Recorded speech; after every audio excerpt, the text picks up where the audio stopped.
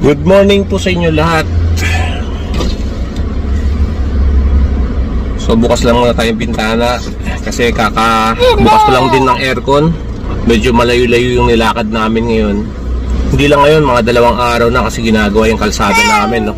So nakapark yung kotse sa labas. Kaya tiis-tiis lang, matatapos din to. Kakatapos lang ginagawa ng isang kalsada namin, no? Ginagawa ulit, naghahandaan ng ano dito, no? Yung presidente namin dito, yung Tagulan. Ay mga dre, kita-kits tayo, no? Mamaya pagbabiyahe na tayo. Yes, online ayon sa samakin. Ginagawa kasi kalsada namin, kaya hindi ko mapasok yung sasakyan dito sa kalye namin. So hindi ko lang alam kung ilang araw pa itong gagawin. Lakad mode tayo, no? Balik dito ko pinark sa kanto. Ayoko pa naman na kung saan nagpa-park. Iniiwasan natin yun eh. Siyempre, hindi mo alam yung ugali ng tao. Mag-park ka sa maling kalsada, gagasgasan yung sakyan mo. Noong araw, maraming pagkakataon na nangyayari yun. Yung panahon pa ni Uber, yung mga sasakyan natin dati.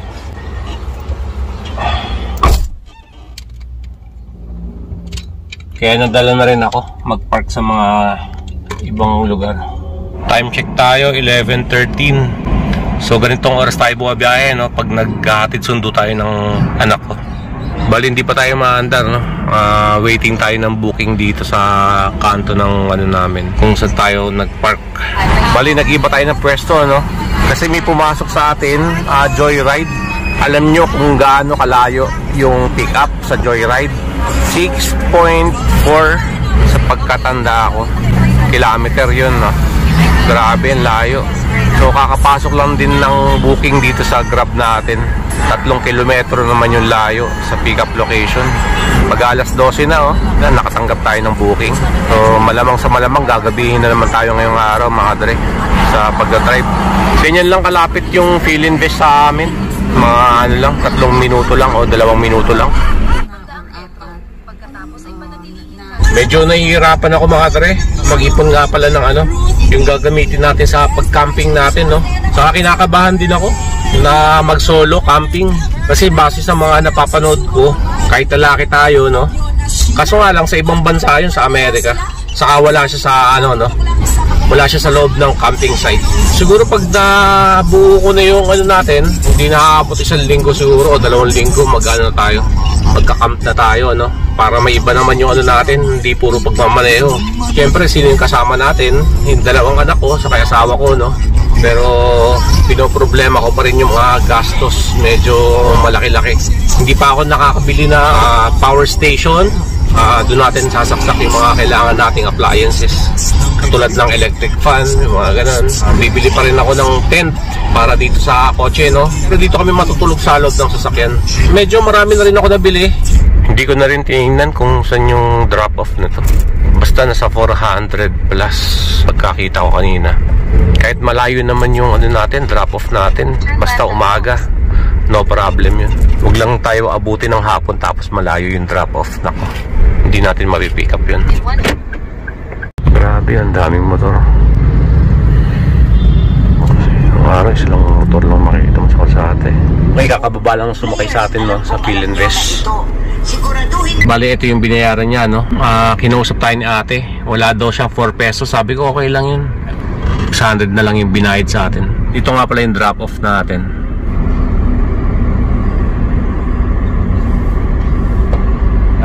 Time check tayo, 12:24 na. Naka-1 booking pa lang tayo. Online din tayo sa Joyride. Okay, alsa tayo dito, tambay muna tayo. Hanap tayo ng matatambayan. Kasi gusto ko yung yung matatambayan natin na lugar, pwede tayo mag-stay ng medyo matagal. Hindi yung katulad nito, yung pwede tayo magpatay na makina.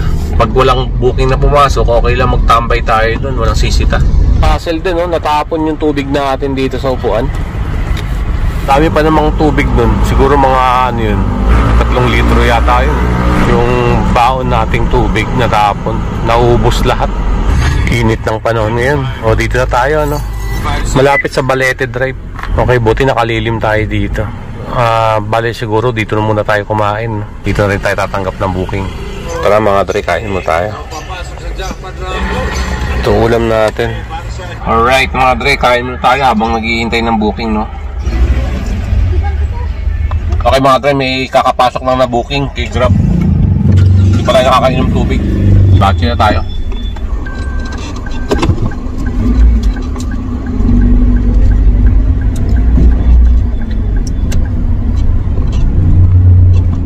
Okay, kaka-arrive lang natin dito sa pick up location.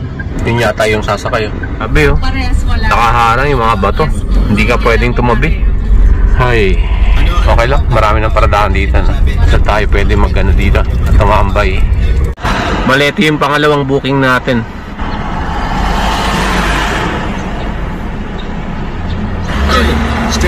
So tinanggal natin yung saver, no? May pumasok pa rin na 63 pesos. Tara, pick upin na natin to. Kaya nga sinabi ko dati, kahit pa konti-konti yung booking natin o konti lang yung nakukuha natin na na amount, fare, pinagsama-sama yun, marami na yun. Bali ngayon mga dre, no, 63 pesos, no? Hindi ko binuksan yung aircon. Mahal pa yung tricycle, eh. Ewan ko, pag ako nagbubook, ang mahal-mahal, no? Halimbawa, pupunta lang ako sa isang kanto, no? O ilang kanto lang yun, mahal. Lumalabas sa app ko. Pero pag ibang tao nagbubook, talagang mapapasigaw ka sa eh. Sa baba ng fare, eh. Yun, oh, bumaba na. So, hanap ulit tayo ng matatambayan natin dito. Minsan, napapalayo tayo, eh. Sa paghanap ng matatambayan natin, gusto ko kasi lilim, sobrang init na yan. Pag hindi ko naman tinanggap tong 63 pesos na to, naghanap tayo ng medyo mataas-taas na fare. Baka mamaya pa sunod tataas to pag rush hour na. Yun, no, may pumasok na booking, 90 pesos naman to. Alis siya tayo dito. Pagkatapos ng 90 pesos, ito naman 71 pesos. Okay, tara. Pwede po ba pumasok yung kotse? So may sasakay daw silang konting gamit. Sa bagong bahay nila yun. Nasa 970 meters yung layo sa drop-off. Medyo marami rin kinargano. Paikot-ikot lang tayo dito sa bandang timog, saka Tomas Morato. So 3 booking na, no? Puro dito lang. Tambay tayo dito. Grabe, tiyagaan lang talaga dito, no? Sa bandang Tomas Morato. Yung mga booking, medyo matagal din paghihintay natin dito, ha? So, sinaga lang talaga natin, no? Naka 200 plus din. Hello po, dito na po ako. Balin sa UP Diliman tayo. So ito yung na-pick up natin sa kung saan tayo tumambay kanina. Hirap pa naman tumanggap ng booking dito sa UP. Maganda lang dito, maraming tambayan, marami kang masisilungan, eh. Bale, ito nga pala yung drop-off natin, no? 206. At least naka 200 tayo ngayon. Kasi kanina puro 60, 70, 90. Mahina lang yung internet dito. So hindi pa natin na-entry. Okay, may booking tayo, no? Ito. Galing naman ito. Kanina lumabas tayo sa UP Diliman dahil wala tayo makuhang booking kasi doon tayo nag-drop off, no? Okay, tapos may nakuha tayo sa nga pala, Joyride. Sayang yun, 650, no? Papuntang Malabon. Yung pick up 6 kilometer. So binaybay ko talaga. Okay, palabas na tayo sa Commonwealth, kinancel. Kaya ayoko talaga nagpi-pick up ng malayo, eh. Maiinip yung pasahero nun, eh. Kaya pag nakita ko malayo yung pick up, kina-cancel ko na yung booking. So sinubukan ko lang, itong iniisip ko pa lang nung paalis na tayo doon, baka i-cancel yung booking yun. Kinancel nga yung booking. Ito nga pala kay Grab, 1.7 kilometer papuntang pick up. Kaya nakakadala na rin magsundo ng malayo. Naiinip yung pasahero, no? Kung kailan ka malapit, doon ika-cancel. Yun ang pinakamasaklap. Buti naka-pick up tayo dito sa loob ng campus. Kanina medyo naghihintay rin tayo, na pumasok yung booking kay Grab, wala rin. Kailan tayo palabas doon pumasok yung booking? May internet naman tayo. Kaya nga tayo nakakuha ng booking kay Joyride. Bali, kaka-arrive lang natin dito, sa Karami. Lapit lang ng pick up, siguro dito yan. Dito yung pick up natin, Avida Towers, yung Manila.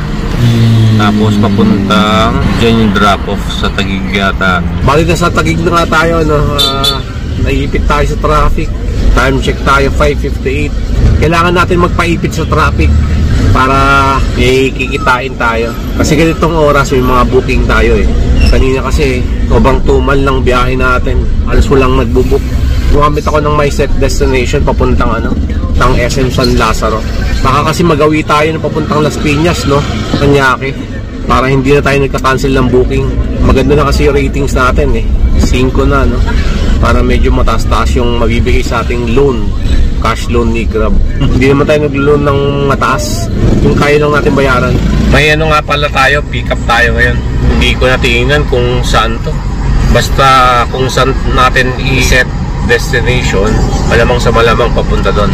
Itong booking na to. Medyo may kalayuan din tong na to eh, pick up na to eh. Nasa 2.7 km.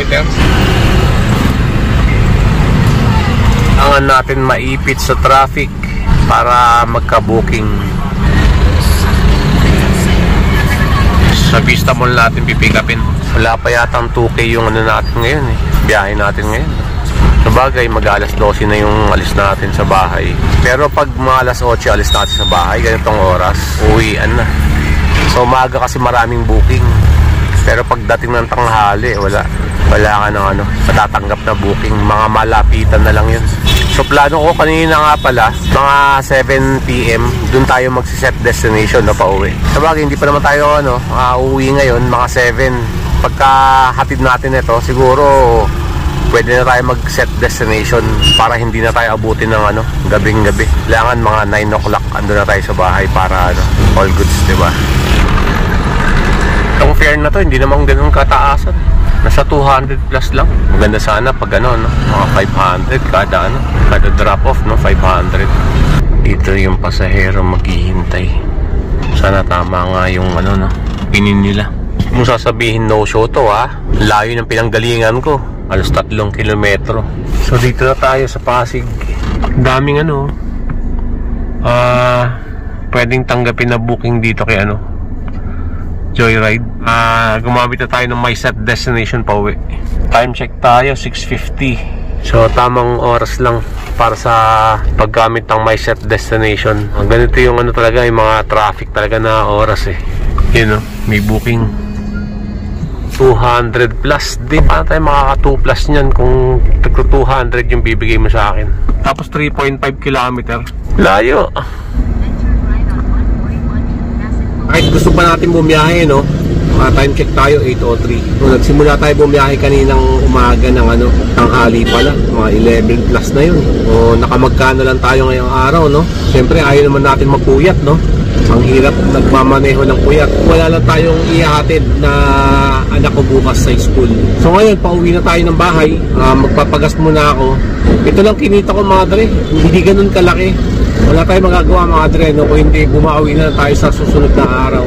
May oras na malakas ang biyahe. May oras na tama lang. Mura din yung gasolina dito. 800. Pasensya na. 833 premium. 811 na. So all goods na, mga dre, Magas na tayo. Kita-kits ulit tayo, mga dre, sa susunod na video natin. God bless. Sana naman medyo lumaki yung kita natin, Kasi rin yung oras natin eh. Hindi natin masagad yung oras natin sa pagmamaneho. Lang yung kita natin ngayon, 2,231. 10 bookings tayo. Iles natin dyan yung pinanggas natin, Walking. Habang pangsamantala. Hindi naman pangsamantagal to, Ginagawa pa kasi yung namin. Dapat etong linggo na to, tapos na to eh.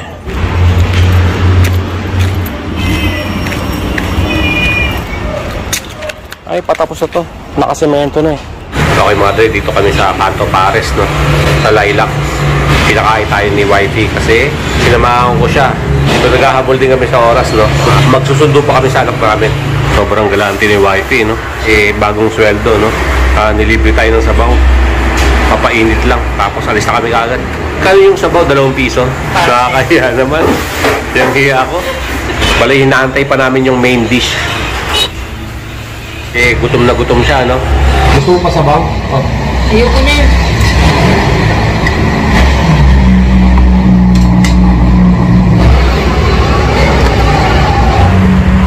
Ito lang yung pagkain namin, mga dre.